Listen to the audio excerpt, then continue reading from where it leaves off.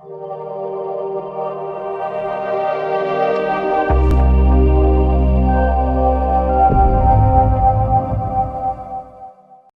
Welcome in discover Rajasthan, keep discover keep learn.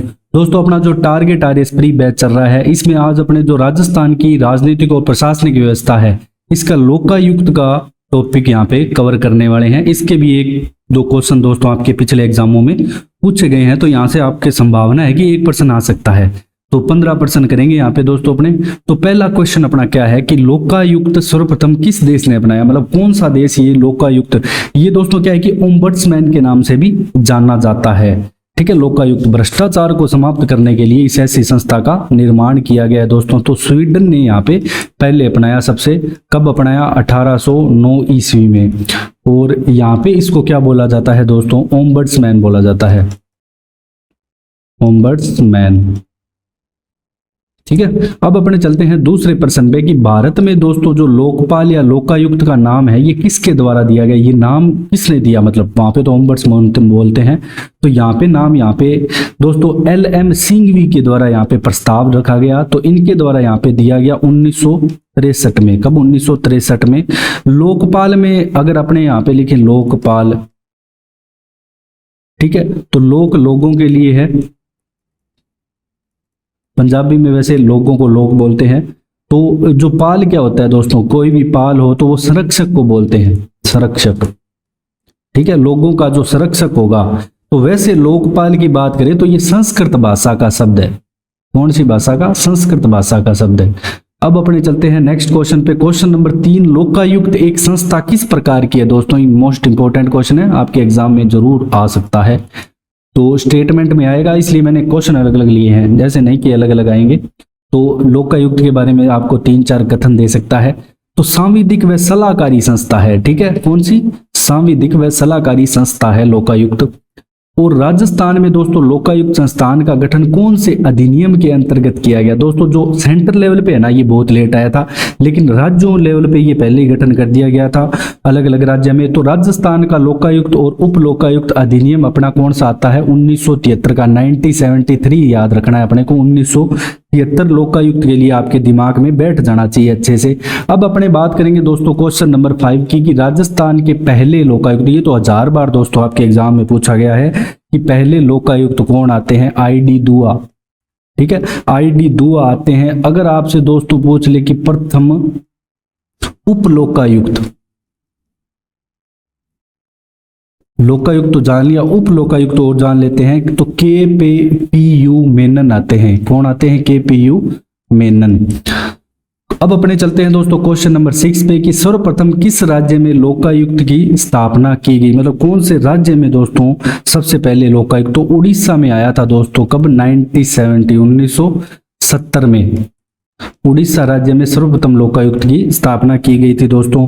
फिर महाराष्ट्र में 1971 में की गई। अब अपने चलते हैं क्वेश्चन नंबर 7 पे, राज्य स्तर पर लोकायुक्त की नियुक्ति किसके अनुशंसा से की जाती है। तो यहाँ पे दोस्तों राज्य स्तर पर भारत का, ये सॉरी इसको भारत कर लेना, ठीक है, जो भारत का प्रशासनिक सुधार आयोग है 1966-70, इसकी अनुशंसा के अनुसार की जाती है। अब लोकायुक्त की नियुक्ति लोकायुक्त की नियुक्ति की जाती है, ये आगे है। ये कार्यकाल पहले जान लेते हैं अपने इसका, कि कार्यकाल दोस्तों कितना होता है लोकायुक्त का।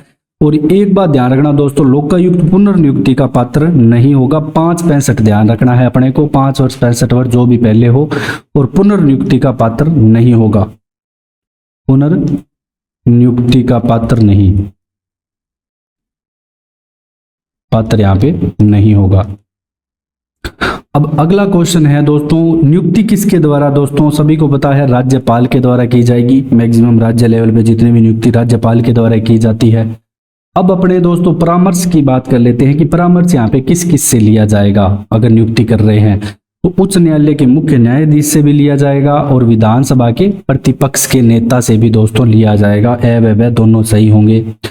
अब अपने चलते हैं दोस्तों, इसके जो पेंशन और भत्ते हैं वो किसके समकक्ष होंगे। इंपॉर्टेंट क्वेश्चन है दोस्तों ये वाला, तो बार बार आपके एग्जाम में पूछा जाता है।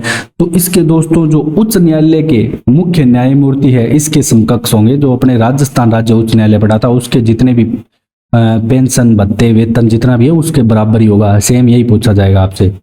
अब अपने चलते हैं दोस्तों क्वेश्चन नंबर 12 पे कि राजस्थान में लोकायुक्त निम्नलिखित में से किसके विरुद्ध जांच नहीं कर सकता। ये भी इंपॉर्टेंट क्वेश्चन है, आपके एग्जाम में आ चुके हैं यार इसमें।